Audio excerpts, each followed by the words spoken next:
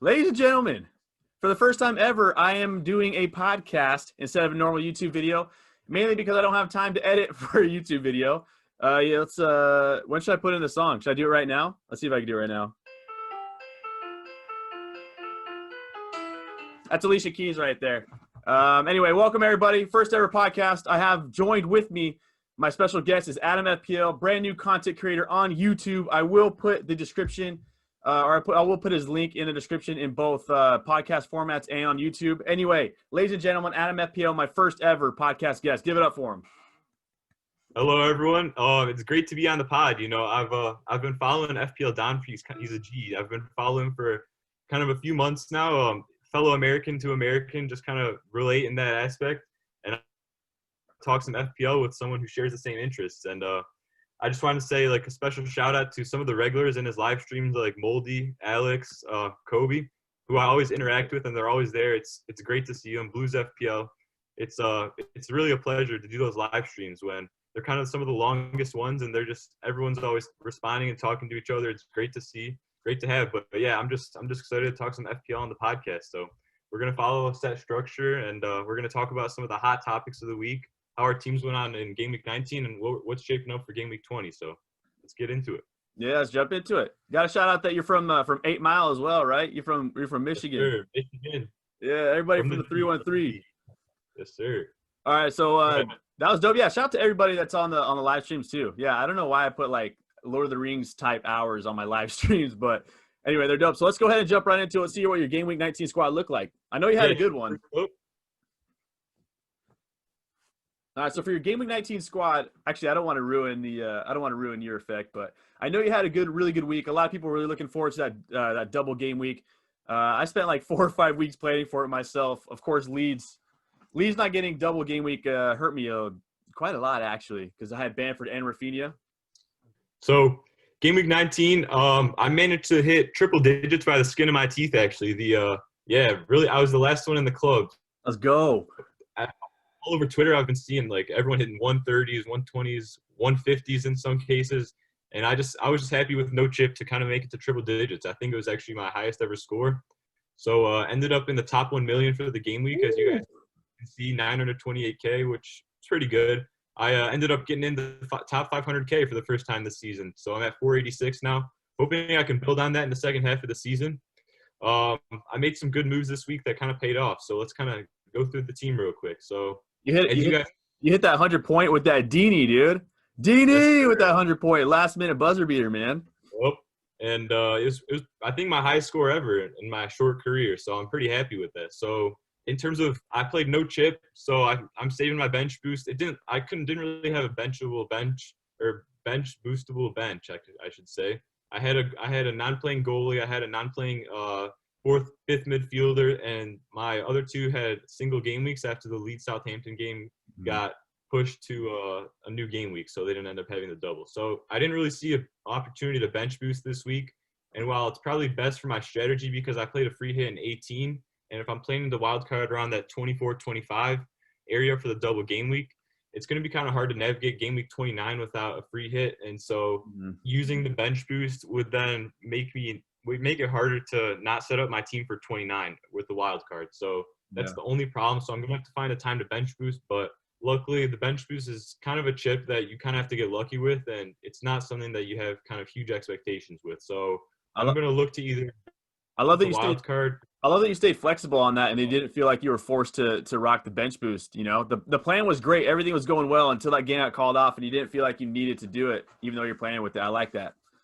Right. So I was telling myself I either take it -8, -12, and I still wouldn't even have like a great bench boost. It'd be okay. I'd have some playing players, but I just didn't see it was worth it, and I've kind of held it off for the other week, and I'm kind of banking on the chips I have left to get this overall rank as high as I can towards the end of the season. So yeah, in terms of the big point getters, I look at the defense and I just think, wow, like I didn't even have like a Stones or a DS, and my defense did solid. So we had Martinez here, who Martinez got 9 points, and Martinez has just been great value all season. He's I've had him forever since like my wild carded in game week 4. we've got Justin and Kufal who came up with double digits this game week. Both had 2 fixtures. Kufal with an assist and a clean. Yeah. And Justin with 2 cleans. So Can I talk about James Justin real quick? yeah. I love James Justin. I had him in my FPL squad last season when he was playing, and I was one of the people at the beginning of the season who said he ain't gonna be playing after Ricardo Pereira comes back. He'll have 3 or 4 game weeks, and I just said I don't want to take that risk in. And here he is, game week 19, throwing up double digits still. And Pereira's probably going to come back, and I'm hearing that he may go down to the midfield or may go up to the midfield to allow James Justin to play. Yeah. And I'm just eating my words, and I'm just too stubborn to bring him in at this point, man. Yeah, he's going up to almost 5 million. I think I got him. My internet's. I'm like I gotta sell this guy. Leicester are looking good. Whatever. He's not going to start, right? But he just continues to defy the odds. And I actually think that when Ricardo comes back, if he's not in the midfield, I think that Castan will be dropped over Justin because I think Rodgers will look at Justin and say, this guy, we can't stop his development. He's doing so well. He's playing great at left back and right back. And I just think that we can't stem his development because of I just think they'll bench Castan over, if anything, over Justin. I think Justin's been too good this season. He's provided them too much stability. I agree. And I was actually looking at the highest scoring defenders in the FPL this season. I think 4 out of the top 10 started at the season at 4.5. James Justin being one of them. It's crazy, man. And then 2 other defenders I had were Robertson and Cancelo. So one of those I'm happy with, and one of those I've kind of been starting to lean away from. So let's first talk about Cancelo, who's kind of like a livelier Lamptey. He's like a sugared up Lamptey. With clean sheets. Always looking, with the clean sheets, which is the bonus. He's always looking like he's going to get a haul, right? And it actually turned out to be the center back partners that got the haul this double game weekend. Everyone's still waiting for that Cancelo haul. He's playing like an inverted fullback role, and Pep likes to play him in like the midfield. He's like playing a 10 at times. I've looked at his heat maps in some of the games, and it's like crazy. I think he's still a good asset. I think he's nailed on. Walker's injured now. Mendy's been in some trouble with Pep with the COVID protocols. Cancelo is so versatile. I think he'll be in the side most weeks. I agree. It was super unfortunate they didn't start that first game either. I mean, it was just like I don't want to say guaranteed clean sheet, but if there was ever a clean sheet, it was going to be him. And I mean, it's just so unfortunate because I brought in Cancelo because he was more of a goal threat than Stones a few weeks ago. And now Stones has more goal involvement in this season than Cancelo does in one game. Yeah, well, it really is skewed with Stones, but yeah, I don't know. We'll talk about the best City defenders later. That's kind of going to happen later in the pod. So first goal for Man City. So the fact that the Palace game where he didn't start, that's where my rank sunk this game week, like 200K, and it was kind of just a matter of getting it back to where it was. So I ended up getting around to where I was before that Palace game, which I guess is pretty happy. But having no City players in that game really hurt me with the Stones 2 goals, the Diaz assist, and the clean, and not even having Cancelo in there really hurt me. Hurts. And with Robbo, man, I don't know what's been going on with Liverpool lately. They got unexpected clean sheet at United. That was a game I thought was going to be a cracker, and it ended up being pretty boring. And I actually think that both teams were lucky to get a clean sheet, with United looking a little better, having the better chances. Ellison kind of stood on his head again, and then the Burnley game, I rewatched it. I rewatched some of the highlights because I didn't watch it live, and it just looked concerning with their form. I don't know. What do you think about that, Don? Well, I got Robbo in my squad. I'm a big Robbo fan personally, especially in FPL because he gets so high up the pitch. His heat map's incredible. He's getting so many touches in the box, but it's just alarming. I mean, he's the highest scoring defender in FPL, but that defense it worries me, man. I mean, if you can't get a clean sheet against Burnley, who are you going to get one? And you look at their next 5 matches, and their next 5 matches aren't necessarily the easiest out there. No. I don't have it in front of me, but I know they have like City in a few weeks. They have Tottenham next week. Bring it up right here. Bring it up. They got Tottenham this week. West Ham, who have Antonio back, and Antonio can score against anybody, especially when their center halves are slow. Brighton's a good one, but then you have City and Leicester, and I don't see many clean sheets in there. So can Robbo get attacking returns? I want to say yes, but they haven't scored in the Prem in 2021. Yeah, actually, in that Burnley game, I noticed he was going up less than he usually has. He was kind of staying back more. I don't know if that was just a tactic against Burnley, or I don't know. It's just a sign. It's just not another bad sign with that Liverpool team. I don't know. Yeah, it's tough. I thought that with Thiago coming back, it might allow Robbo to get even higher and allow more coverage. Right. And But keep in mind the price. You got stemmed down to those Liverpool defenders. If you're talking about the fullbacks, $7 million for a guy that's not producing is kind of alarming when you can look to allocate that money better elsewhere, you know? huge, man, huge. And part of me, when I watch Liverpool matches, I just think that left side of that Liverpool attack is where they're going to score. Now, it may not be directly involved as far like a Mane, a Robbo goal, but it may be like a cross to Firmino or a cross to Salah or something. But that left side's where all their attack seems to come from at this moment. But yeah, that $7 million Chilwell still is a good option, even though Chelsea have been struggling defensively. I still like Chilwell. I think you just do a lot better than 7.4 for Robbo.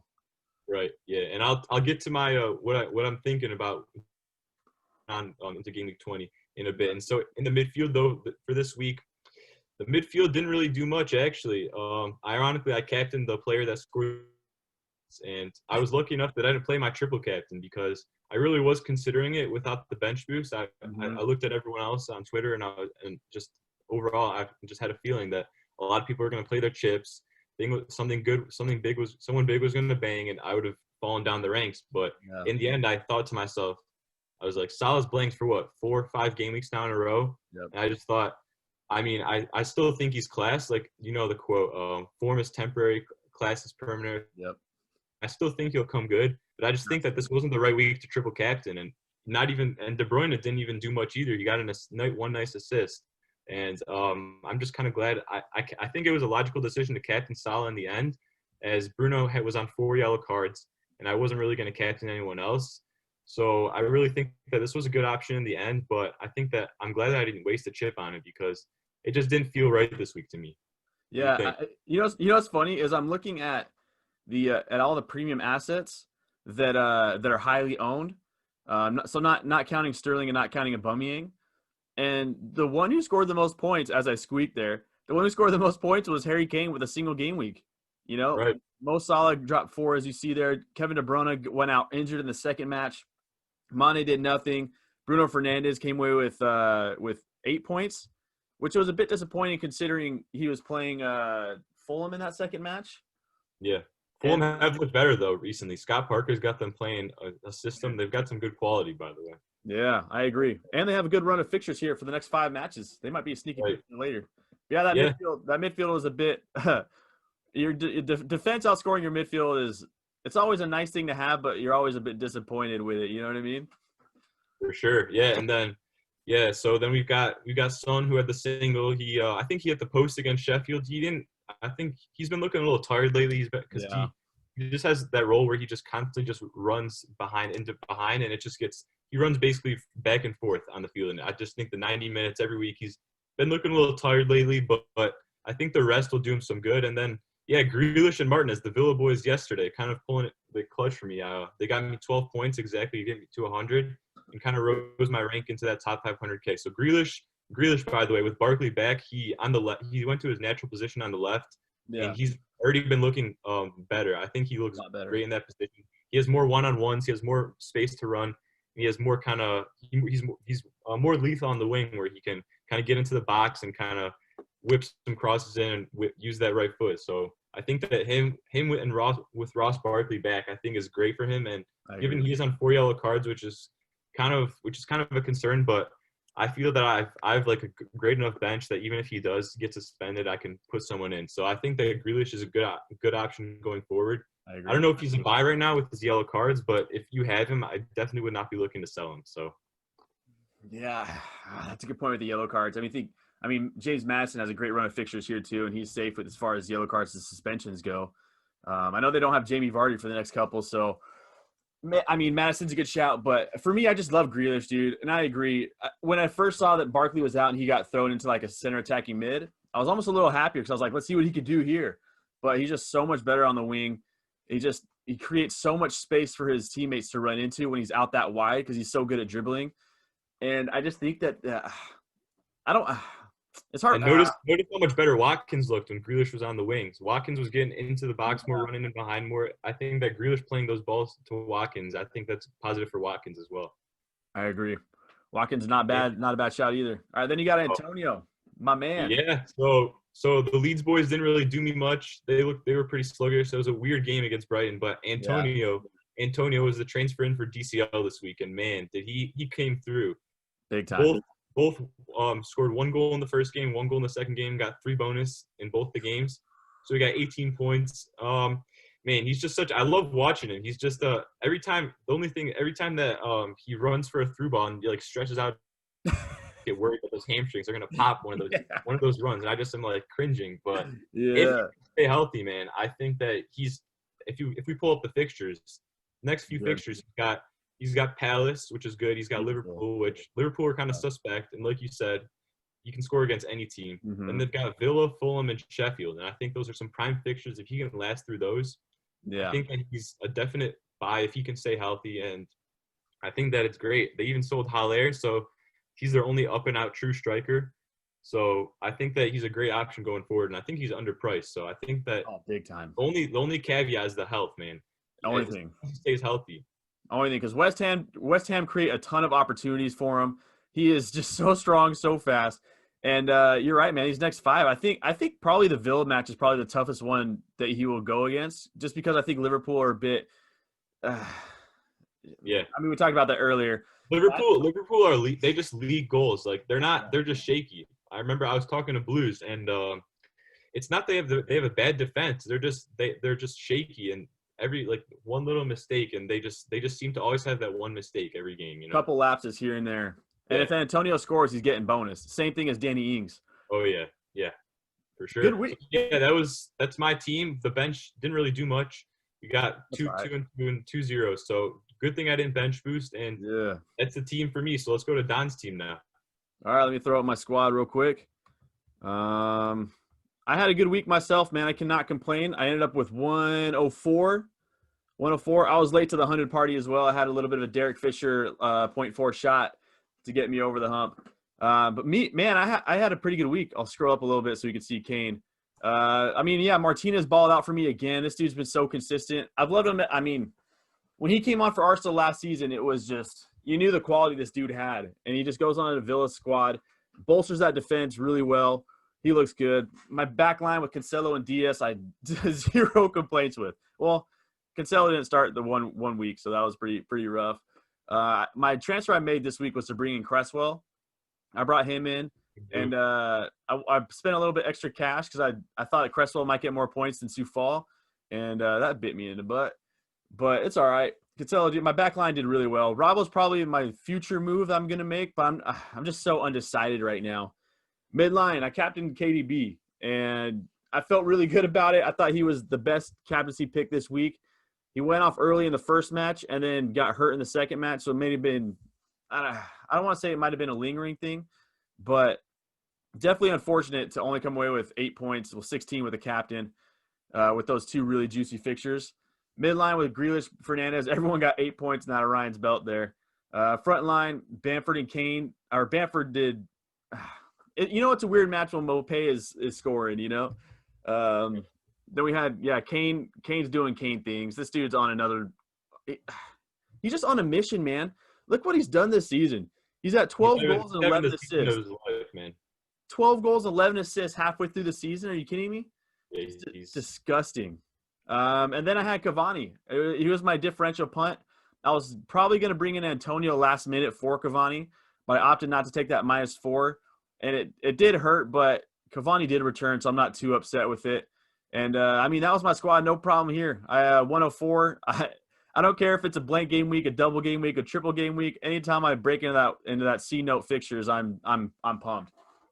Yeah, and neither of us used chips, and we both managed to hit 100, so triple digits. So it's not impossible, And this was a good week to actually save your chips, especially with the triple captain, which didn't really work out on anyone. And it really depended if you had a bench to play the bench boost. But I know a lot of people who bench boosted with Leeds single game weekers, and they all got 2-pointers. So it's not like the bench boost really hurt the people that didn't use it, So because the typical bench boost was what Leeds, because it was called off. Southampton, it was called off, and Johnstone, a popular double game week goalie who didn't even start one of the games. And gutting.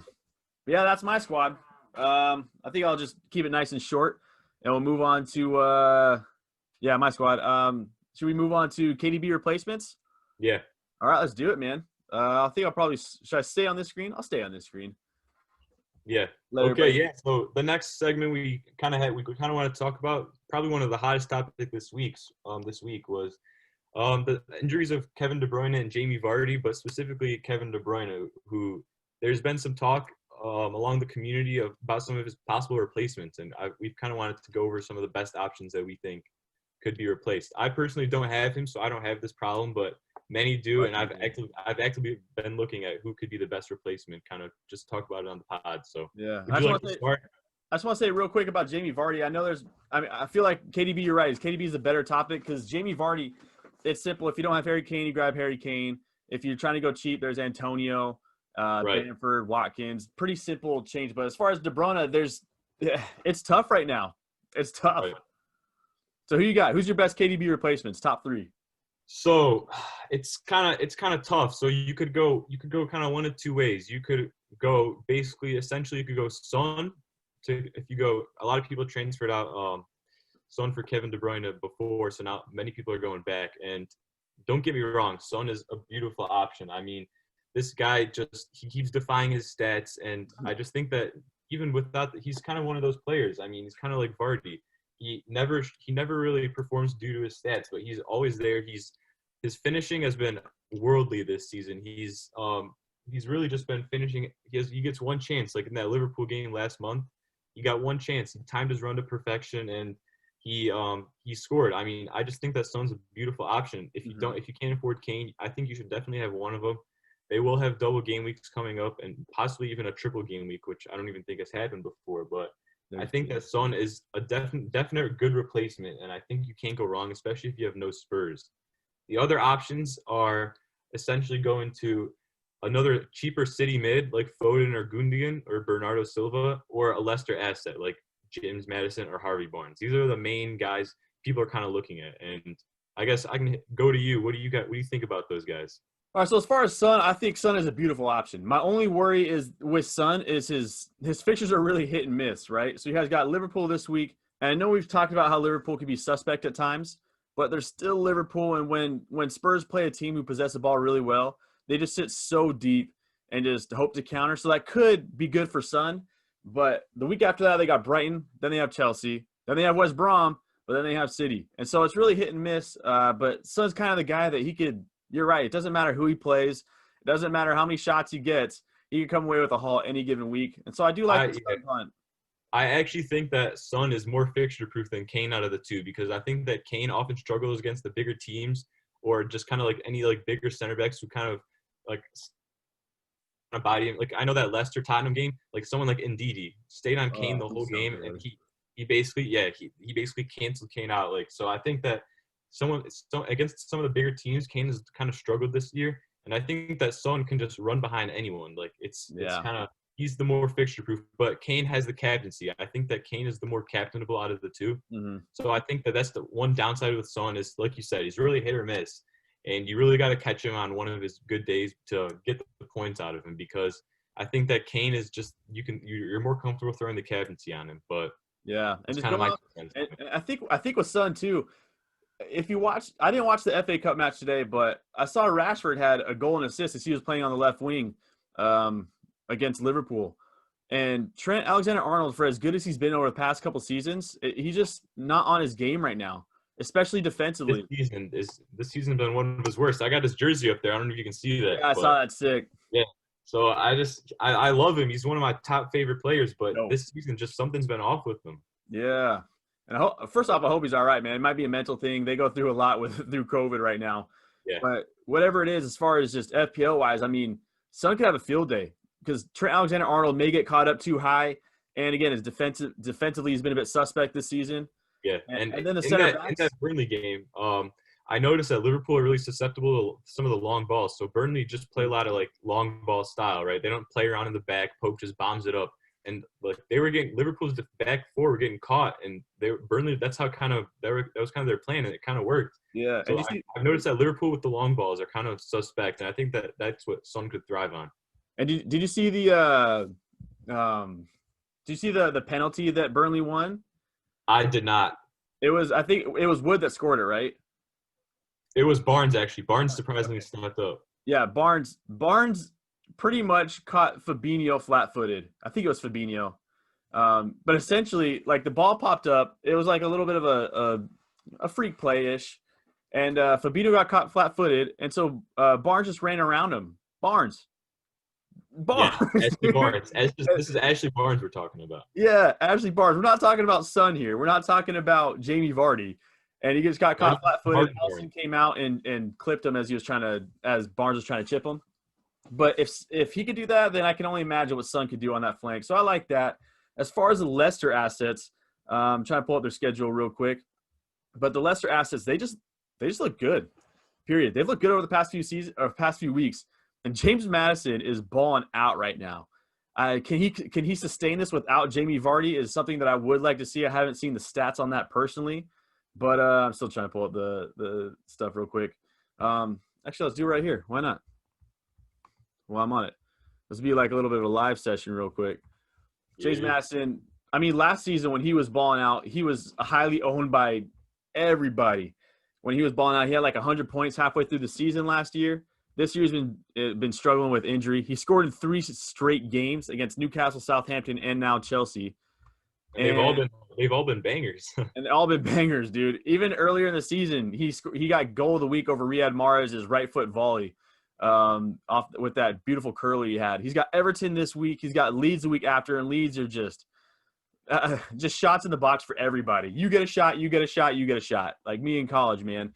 Then he's got Fulham the week after that. And so for these next 3 matches, they're very, very favorable. And then you look at the long run. He's got Liverpool in 24, Villa, but then he has Arsenal, Brighton, Sheffield, Burnley. So a good run of fixtures for James Maddison. I really like bringing him into my squad. Now, you could go Harvey Barnes. I'd probably rather have James Maddison. But I think he's a great shout, man. He's still only, 7.1? I think he's great. I think any Leicester assets, even like Justin and those 2 guys, are going to be great fixtures.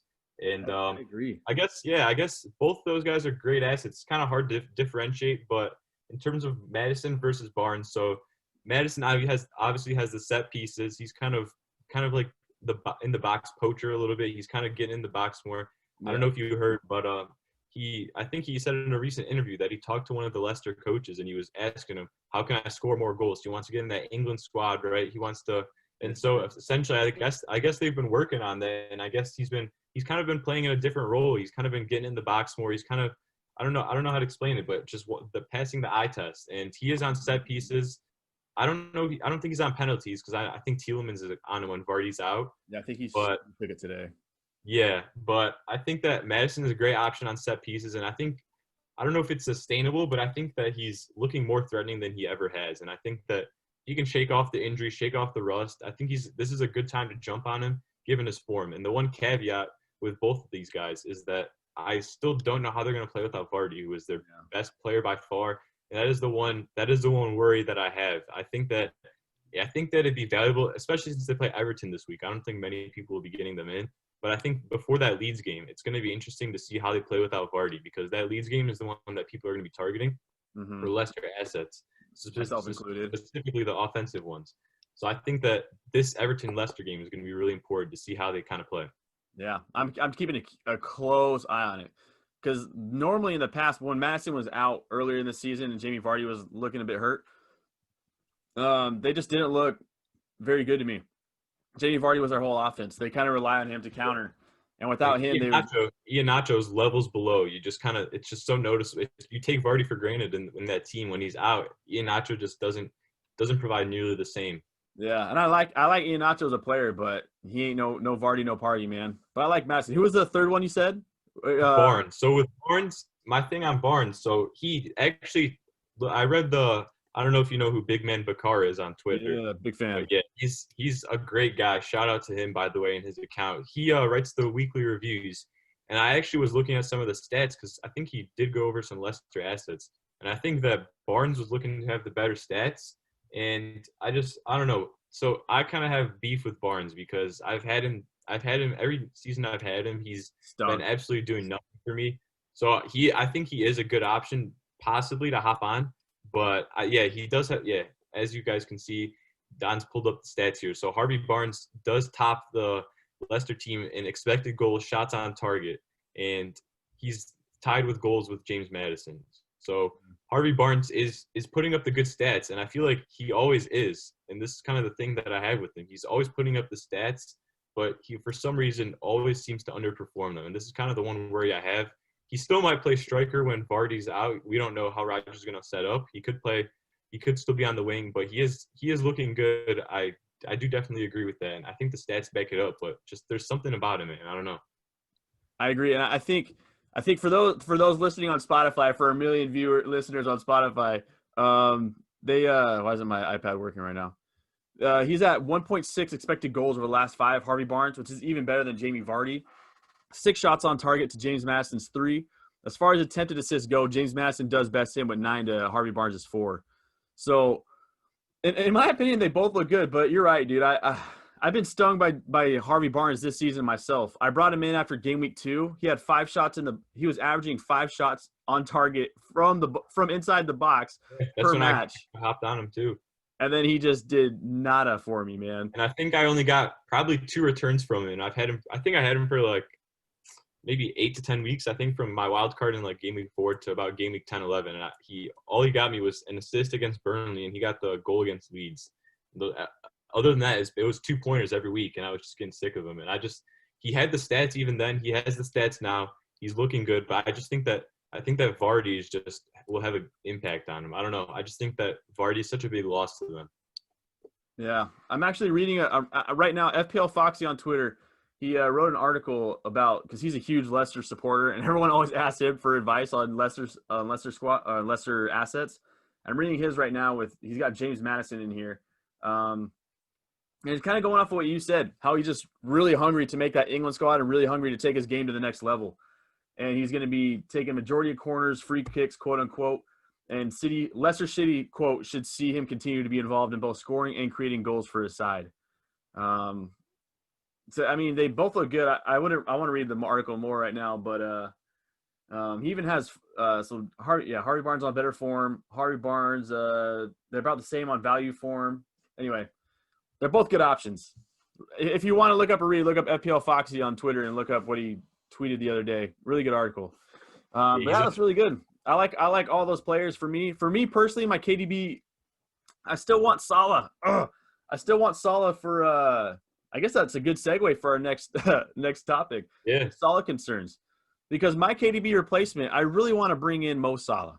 I dropped him a couple weeks ago. And let's see, I'll pull it up right now. All these stats right now are brought to you by Assistant Football Manager, not sponsored. Where's Liverpool at? So Mo Salah obviously is blanked 5 game weeks in a row. Liverpool haven't scored in 2021 in the Prem. Look at that. Their last 5 games, Sadio Mane is their only goal scorer with 1.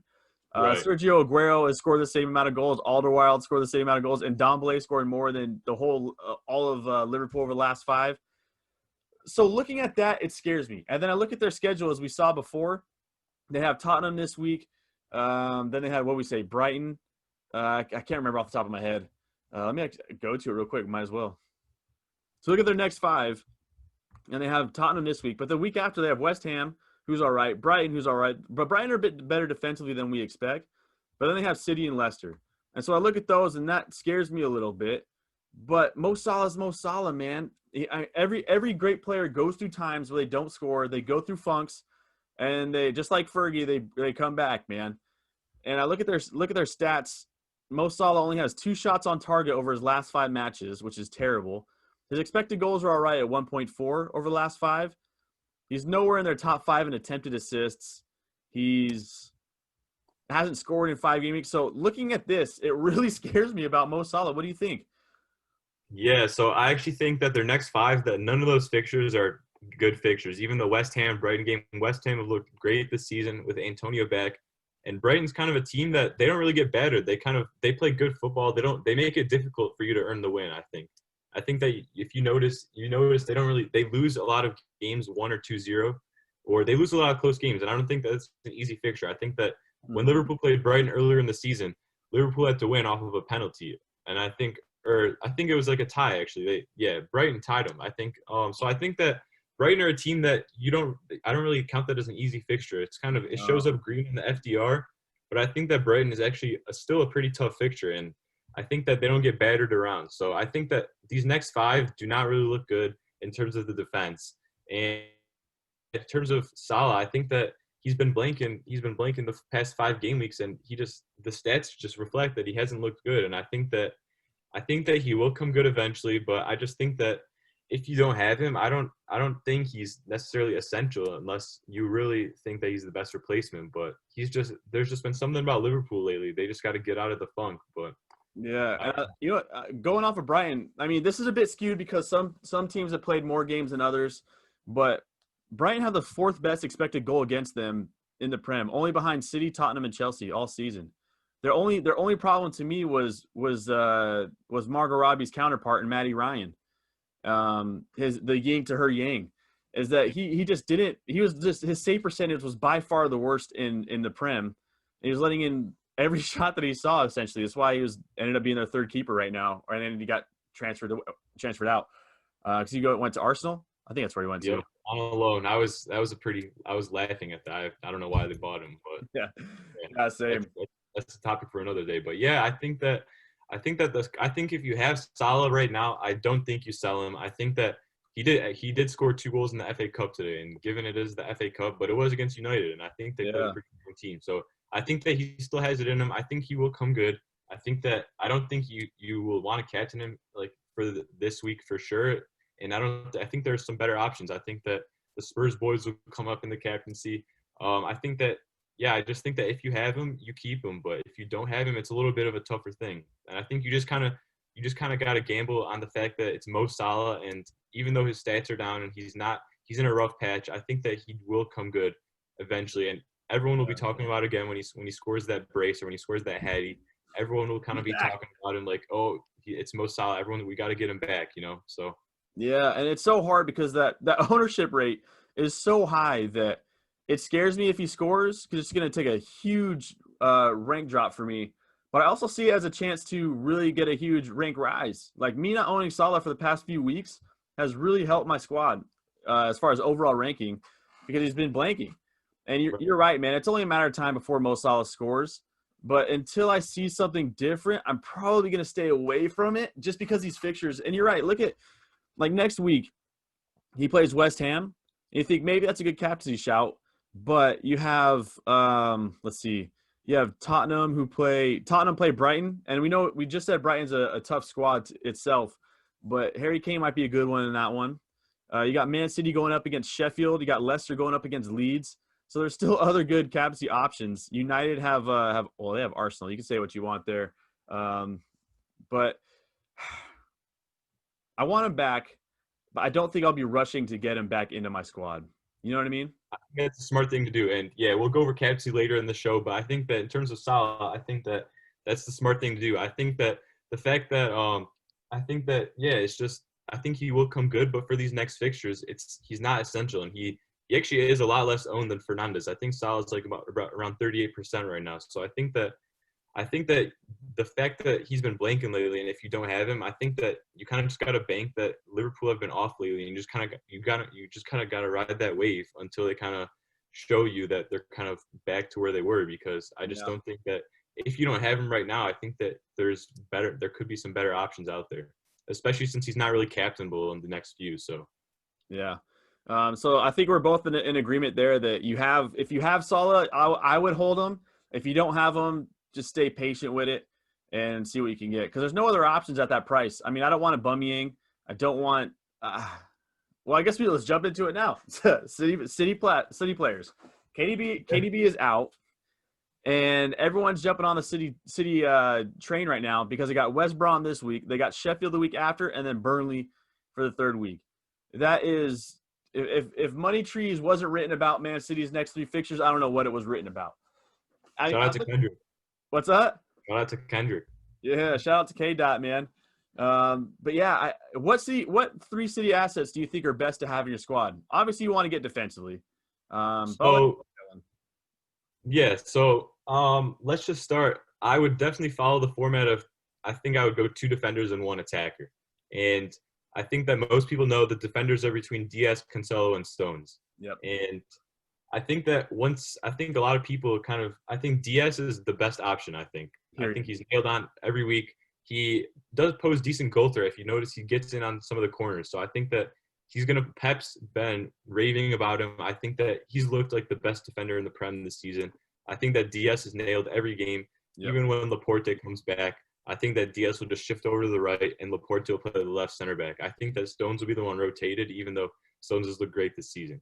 In second place in that defense, it's kind of a toss-up between Cancelo and Stones. So Stones has the money aspect going for him. He's 0.8 cheaper, I think, 0.7, something like that. And yeah, you can pull that up real quick for the pod listeners. Yeah, for the pod list, those millions on Spotify. So you got Diaz at 5'9", Stones at 5'1", and Cancelo at 5'8". So yeah, so a 0.7 difference, and I think that I don't know. I think I like Cancelo a little bit better than Stones for that money. I think that he is Mr. Lively. He hasn't been getting the returns, but I just think that it's coming with him. He's different than Lamptey. He's getting the clean sheets already. I think he's nailed on. I think he's really transformed himself this season. I think that last season people were calling him a busted transfer when he wasn't playing much. You kind of looked lost, but I think that this season he's really improved and he can play both right back and left back, and he does both really well, even though I think right back is his natural position. But I think that he looks great. He kind of plays the inverted fullback, which Pep wants. Like Walker can't play that way. Zinchenko doesn't play that way. So he's kind of the only one. I think that he literally can play in the midfield if need be. And I think that the points will come with him. He's basically like a Man City attacker for 5.8 million who gets the clean sheet points. That's kind of how I like to think of him. 100% agree with you. And I think going off of Cancelo, you saw the talent last year, but he didn't really – it was just the system, I think, that was kind of bugging him, and he couldn't really grab onto it. But you see how hard he's working, and Pep's talked about how much improved he looks this season. And since game week 5, he's only not started 2 game weeks since game week 5. Yep. So if that's not nailed on, I don't know what is. And a lot of those were at left back while Kyle Walker was playing. And you're right, with so much attacking potential that he has, I do think that he's got to be the second best option from City. Anyway, carry on. I got him in when Trent got injured in that City game. I got him in, and I was like, this guy's going to be a rotation risk, but I'm going to take the punt on him. And he ended up getting benched for I think a couple of the next few games that I had him for. It was a bummer, but I was like, I got to stick with him. I think he's going to be playing more. I think that he's going to come good, and he's been delivering solid points. Nothing screamer like, but he's been delivering solid points. And as Don pulled it up, he's been playing 90 from game week 5 to game week 19. He's basically played 90 minutes every game but 2 games. So I think that Cancelo is the second best option in the defense if you can afford him. If you can play in your transfers around affording Diaz and Cancelo, I think those are the 2 to go in defense. Yeah, I agree. And you look at these last few game weeks, 8, 7, 2, 6, 1, 7, and the one was where he didn't start. So when he starts, it's 8, 7, 2, 6, 7. I mean, City have the best defense, bar none, in the Prem. Period. Yeah. Period. They're just so fantastic this season. Bringing in Diaz, oh my gosh, Diaz is the best. I think he's the best center back in the Prem at this moment this season. If I had to give an award for the best center back, it'd be him. Obviously, because Van Dijk is out.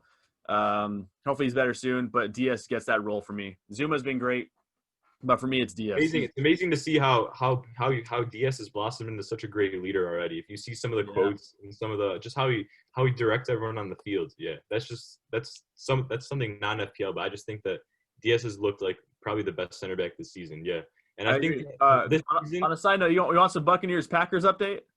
Yeah, I got to check. What's the score? There was 7 seconds left in the first half, and Tom Brady just threw a 45-yard pass, 45-yard touchdown to end the half. Oh man! Talk about one job. Rodgers, man. One job. Stay deep, nothing behind you, and you let up a touchdown with 1 second on the clock. Bucks up. Who was the dude? I couldn't tell. It wasn't one of their bigger like Evans, Godwin, Gronk. I can't tell. Let's see if it pulls up. But, yeah, dude, I agree. Diaz, if you don't have Diaz, I think you have to get him. He is so phenomenal. And I read an article, too, where Diaz and Stones, they celebrate tackles like attackers celebrate goals. Anytime they do something and they score, they're high-fiving each other. They're hyping each other up.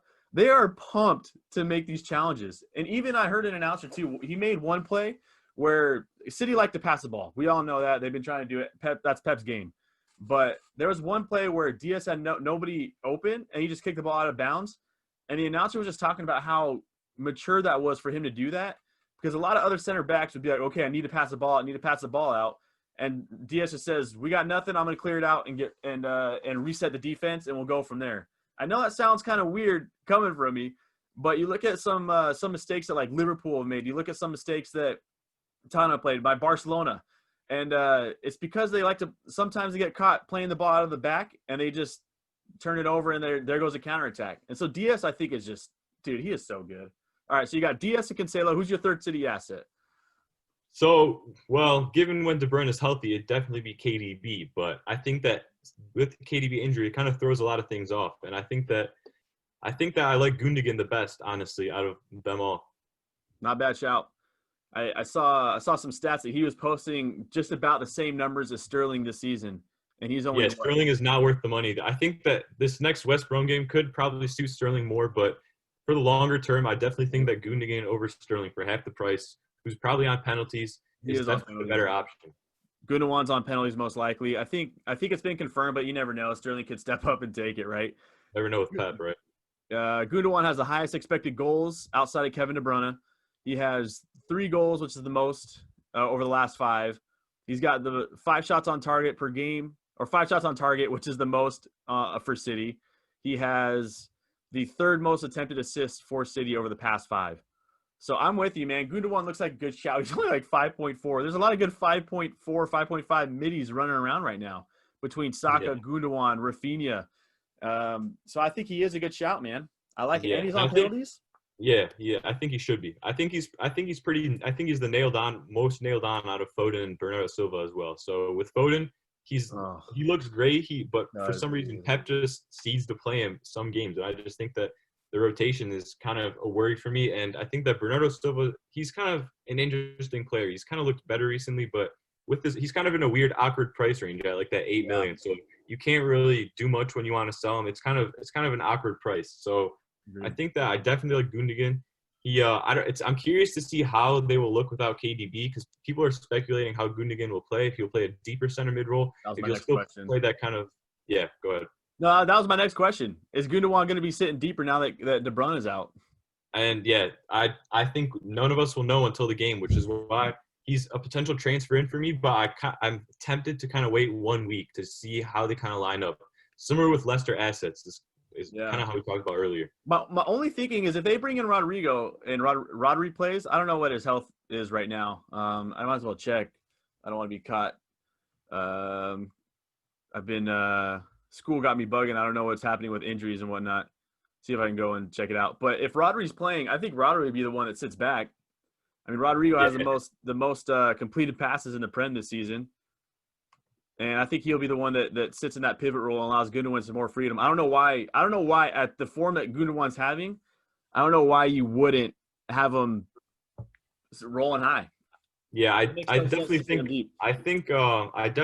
Rodri will play the defensive role, but it's just a matter of who plays kind of like the 8 and who plays kind of the 10. And I think that Gundo and Kevin De Bruyne have kind of both been playing the 10 lately. It's kind of interesting, but with the De Bruyne injury, it's kind of I'm interested to see if Gundogan will be tracking back more, if he'll kind of just be floating around the opposition's half more. I kind of want to see how it's going to change, if it will change. All right, so that's your 3. I really like your 3. So for me, Diaz number 1, Cancelo number 2. I do think that Stones. It's hard for me to say that Stones is going to be dropped for how good he's been playing.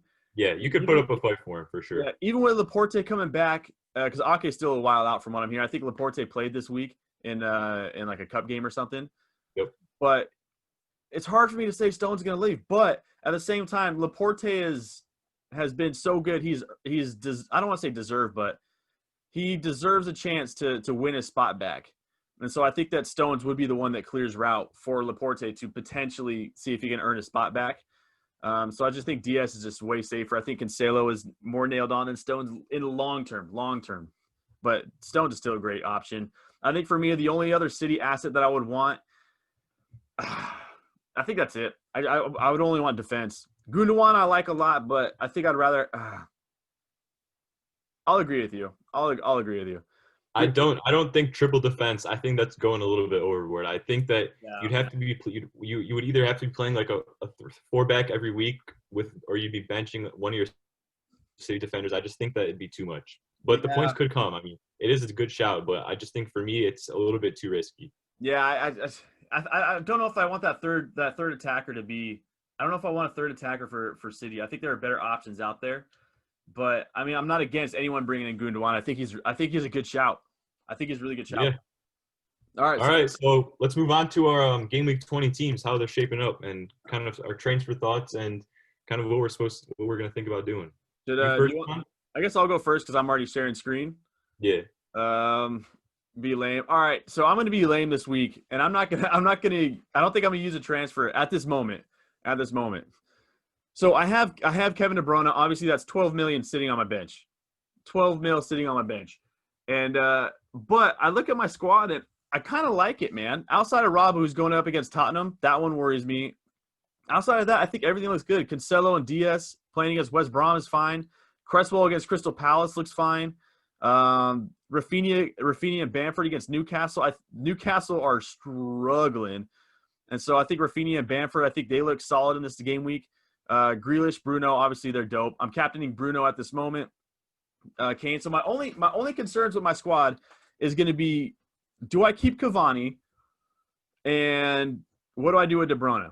Originally, I was thinking I could drop Cavani and bring in Antonio for a -4 with a KDB to Salah.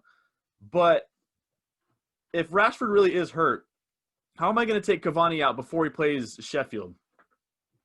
You know what I mean? Yeah. He has it doesn't count because he hasn't played enough time in the Prem, but he's averaging I think he's at 1 expected goal involvement per 90 this season while he's playing with United. I'll see if I can bring up a little bit more stats. Yeah. But I mean, he looks really good, dude. He's such a good player for so long. I love him. With Pogba's form he's on and Bruno creating a ton, I think that Cavani could really get going. Look at that. Expected goals over the last 5, Cavani at 2.2. That's the highest I've seen since we've been doing this pod. He only has 3 shots on target, which is a little less than I would want him to be, but he also hasn't, let's see. And then that's all he is. He's not an attempted assist. But he looks you got to keep in mind he doesn't start. He's not nailed to start, so he has been playing less minutes. So that's my worry. But if Rashford's out, because he did come limping off the FPL match from what I'm hearing, if he's out, I'm rolling with Cavani.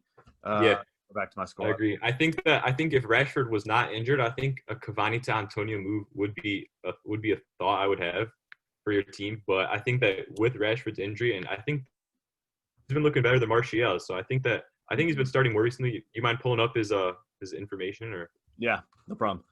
Let's look at what he's got. So he's been playing. He came on as a sub in the Liverpool game, but he's been playing 90. I think given his form, I just don't think that they'll drop him. I think that especially with Rashford out, I think that if Rashford's out, it'll be Martial out on the wing and Cavani up top for sure. Yeah, and they'll probably have Greenwood on the other side. You just got to monitor that Rashford story. What's up? You just got to monitor the Rashford story and see if Rashford's back, you're right. I just don't know if I could take that risk. But you look at their fixtures they have: Sheffield, Arsenal, Southampton, Everton, West Brom, Newcastle for their next 6 or 7. Yep. And if Cavani is nailed on, man, I got to run with him. I got to. He's a nice differential. If he's starting, I think that he's a nice differential. No one really has him that I've been seeing. So yeah. So as far as what I'm thinking about doing, I can either drop Robbo down and bring in a Chilwell, or I haven't really looked too much into defensive players, or I could drop him down to a 4 mil, and then I could upgrade KDB to Salah, or I could drop Cavani down to Antonio, and I don't know. Swap out Rafinha next week for James Maddison. Yeah, I would personally steer clear of Chelsea defense right now. I don't think that I think they've been less lively. They've been going less forward. Both Reece James and Chilwell. I just think that, and even their fixtures are kind of on and off. If you kind of look, Wolves have been struggling as well. Okay. But Burnley've been defending well, and they've been looking okay. Tottenham, I wouldn't play them. No. I mean, they do have some good fixtures, but I just don't like how they're looking right now until they prove otherwise, you know. Yeah, that's true. So I might just hold on. I don't know. That's where I'm at right now. I'll see what tomorrow night brings when I throw on some Rihanna or some Kendrick Lamar and see where music takes me.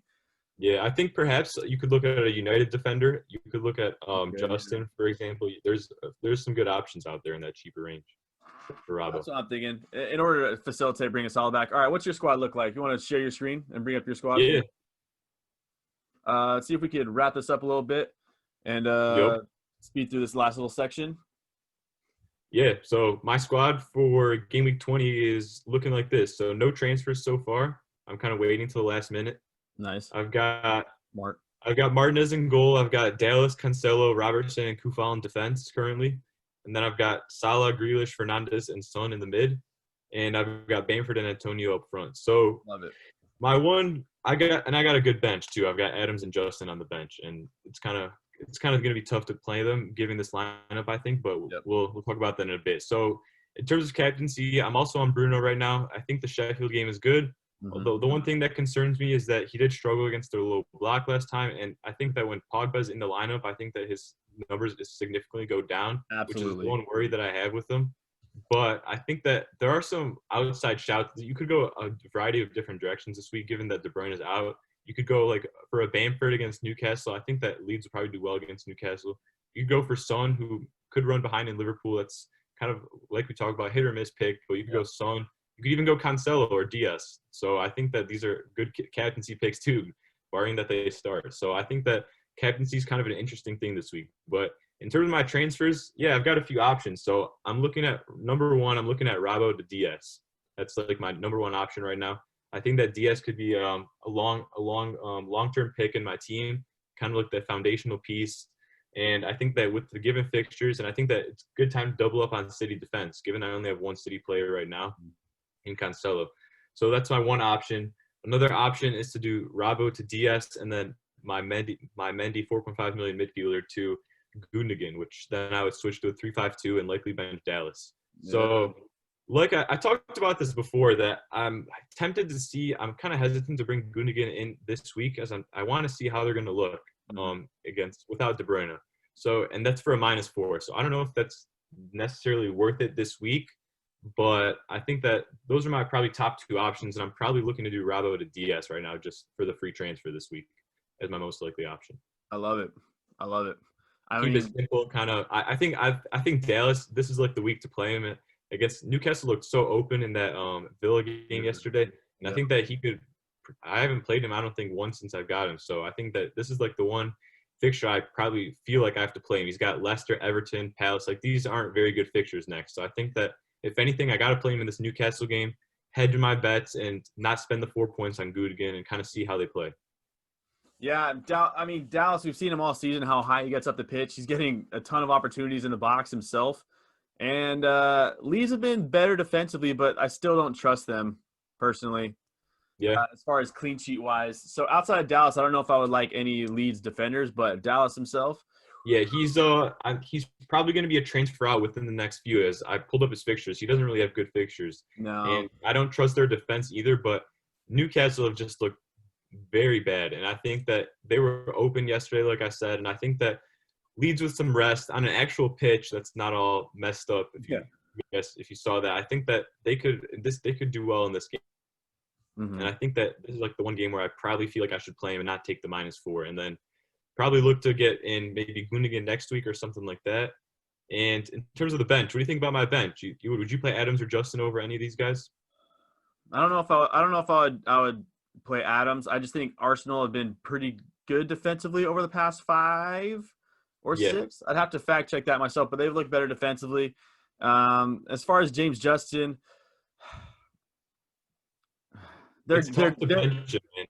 It's tough. But I was telling myself, I think that Leicester-Everton game is going to be really tough to predict. That's why Everton got DCL back. They've got Digne back. I think James is back too. They've got all their guys coming back. Yep. And I think that even though Leicester have looked good, without Vardy, I don't really know what will happen in that game. And I don't know if I want to risk it. And I think that Dallas just has the better fixture, so I'm going with Dallas. And I agree with you on Adams. Probably not going to play him. The one thing I do have to say though is Danny Ings should be back, which really helps Adams and that whole team. Mm-hmm. So that could be a little bit of a factor, but I think I'm likely going to stick to this lineup. I don't know. What do you think? Yeah, I think the odds favor Bamford and Antonio more than they favor Adams in this next game week, and I like to play the odds for the most part. And I would not start Adams over any of your midfield. Period. They speaks for themselves how good your midfield is. Your back line, I mean, that Newcastle game just screams Dallas double digit, right? Of course, anything can happen, but I mean, Newcastle they lack confidence, they lack quality right now, and I just think that Leeds are going to have their ears pinned back and just go for 6-0. And I think they'll want to respond because they've kind of been off form lately. I think this is the game where they can probably get back on track. And also Phillips is going to be back, Calvin Phillips, which is going to be huge for them. Oh yeah, that's right. Throw Ailing out wide now too, right? Yep. So I think that they're slowly getting their guys back in the center back role, and I think Phillips is coming back. So I think that this is the 1 week I got to play Dallas, man. I don't see me playing him in any of these next few. Yep. But I think that Newcastle, I think I just gotta don't take the -4 and just hope that Gundogan doesn't go crazy. But I think that Dallas can be close to him this week, honestly, matching for points. So I agree. So that's the team. In terms of captaincy, you want to go over who you think are the best options real quick? We kind of glossed over it, but that's I'm gonna throw out the schedule real quick. Let's go to this squad or this screen. I'm gonna just throw out the fixtures this week, and we'll just. So it's captain's week this week. There are some good options, but at the same time, a lot of premium assets are struggling. So this is probably another week where you could really try to be maverick with it and just top gun it. I don't know, who are your top captains this week? I think I'm most likely going to keep it simple with big man Bruno. I think that he's the way to go. I mean, you can say what we mentioned about Pogba, but the Spurs-Liverpool game is kind of tough to call. I wouldn't really captain Antonio this week. Maybe you could go Bamford as an outside option. Maybe you could go Cancelo or Diaz as outside options. But I think that Bruno is just – I think he did score in the FA Cup today too, which kind of encouraging, I guess. And he rested. I think that I think if you really want to go different, you can go with those other two options that I mentioned. Mm-hmm. You can even go Son, who I had on the vice captain, but I guess I think Bruno is the far and away the best option. Even with Vardy and De Bruyne out and Salah off form and against Spurs, I think it's just kind of just got to keep it simple, you know. Yeah, I think a really good captaincy option too is going to be Antonio this week for see if he can score for his third game in a row. This Crystal Palace squad is another one where it's tricky that you can either get a squad that performs well or a squad that gives up 7. You know what I mean? Yeah, good shout. And, I think Antonio could be a good option this week if you want to be brave and do the early morning kickoff on Tuesday. That's always a curse, but I mean, yeah, it pays off sometimes, man. I mean, I think Son had his early morning game when he dropped 24-piece nugget. I only know because I woke up hungover and looked at the squad and just. The pain was worse than the hangover. What's worse, the pain or the hangover? You know what I mean? Yeah. Shout out Kanye one time. As far as other, I think I'm with you. Bruno has to be the option. I know he's been struggling with Pogba as far as FPL wise. His numbers have taken a hit with Pogba returning, but that Sheffield just looks mighty tasty, man. Yeah, and I think most people will be captaining this week. So if he does bad, everyone's going to be in the same boat. And if he does good, I mean, you'll get the points. So I think that captaincy is not really a huge risk this week. You either keep it simple or you can go with the outside pick. You know, I don't think there's many premiums that you could really go with. So yeah, I'm looking at like the top squads, right? So you have, Aubameyang versus I think Aubameyang's hurt too, so that's out. KDB's out, so there's that. I mean, you might be able to go Punt and Sterling, but not for me. But I could see it. I could see why you'd want to, but Sterling at this point is more of a name than is living off his name more than he is his play. He's more of a I think I saw someone talking about this on Twitter. He's more of like a nostalgia pick from last season. I really don't think that he's done anything that justifies price or his selection this season. So I agree. I'll pull it up real quick. I was looking at it before we started this, and let's go Sterling real quick because I knew this was going to be a big talking point on the pod. And his expected goals is down. I don't know if you could see that. His expected goals this season is down from 0.75 to 0.4, which is, I mean, in his past seasons in reference, he had 0.8 non-penalty expected goal involvement per 90, then 0.73, then 0.75, and now 0.4. So it's dropped drastically. And as far as his goal involvement, it went from 0.9 to 0.8 to 0.7 to 0.5. His shots on target, I need to go down for his shots on target. His shots on target right here went from 3.2 last season, or just shots per 90, 3.2 to 2.1. His shots on target went from 1.1, 1.2, 1.2, all the way down to, I lost where I was at, to 0.9. So all the stats say his game has dropped pretty big, pretty drastically. And so looking at those as well as the eye test, and I just can't seem to say Sterling is a good captaincy option. Of course, it's FPL, and this dude can go and bag a Hattie, and I'll just be like, shout out to Raheem because I like him as a player. But this season, it's just, I don't think he's a good option. So I don't know. That's me. Yeah, I agree. I think we're on the same page in that aspect. Yeah, so I'm with you, Captain Bruno Fernandes. Everybody else, Liverpool Spurs. If you're feeling gutsy, you're feeling brave, you want to wait till that Thursday match, go for Son, man. Go for Salah. I wouldn't, but go for it. I think that's a really risky way to put your captain on, but I don't know. I don't think. Yeah, I think you just keep it simple this week. Yeah, keep it simple. In the words of Dwight Schrute, quoting Michael Scott, keep it simple, stupid. Nope. And this might be the week. I actually think that captaining a defender this week might be beneficial, which is crazy to say. Yeah. Cancelo or Diaz, man, they can get you probably easy 12-pointer. I probably jinxed it there, but I think that's a good option, especially Cancelo, Diaz. You can even go like Cresswell or Soufal against Crystal Palace. If Zaha's out, big factor. You can go Martinez against Burnley, and you might get 12 points. You could go. I don't know. You could go Zuma for Chelsea against. I don't know, dude. It's a tough one. I'm just gonna keep it simple. Bruno's my captain. I'm not gonna think twice about it. I think that's the move. So yeah, I think that's everything we wanted to hit on the pod and on the YouTube video. So I hope you guys enjoyed it. I'm so happy that I got to be a guest on the Don's stream, and I'm like and subscribe. Show all the support you guys can to his channel. He's a really awesome guy. He puts in the work. He does all the streams. He's just I just think that you just got to show the love to Mr. Don. And if you guys want to check out my channel, any support is greatly appreciated at AdamFPL. Follow me on Twitter to see the banter I talk about or what I kind of say. So yeah, Twitter is AdamFPL. Like and subscribe to my channel at AdamFPL, and it's all greatly appreciated. So, but yeah, appreciate it. Absolutely. It, check out AdamFPL's page. He's a brand new YouTuber. I think he started like 3-4 months ago. Yeah, 3-4 months ago, brand new. Check it out, man. Support your local or new YouTubers. It's really tough when you're first starting. Check out AdamFPL. He also is on Twitter, as he mentioned. AdamFPL on Twitter. He's a great dude, great content, and he's at 480K, man. So he knows his stuff as he's moving forward. Check him out, man. Also, thank you for coming on the channel. This is my first pod ever, and I feel like it went all right. I think it did, man. I enjoyed talking to you, man. It was great. Yeah, it was awesome. We got to do this again. I want you back on the pod later. We'll have a little beef episode with Blues FPL in a few weeks. But man, we got to get you back on the pod. Everyone, thank you so much for tuning in, and I'll try to see if I can do these weekly. I'll see if I can do them weekly. Don't worry about it. Whenever you got time, it's all good. And I promise I'll have better lighting next time if I come on again. So. Yeah. I noticed your lights off in your room, man. You chilling in the dark.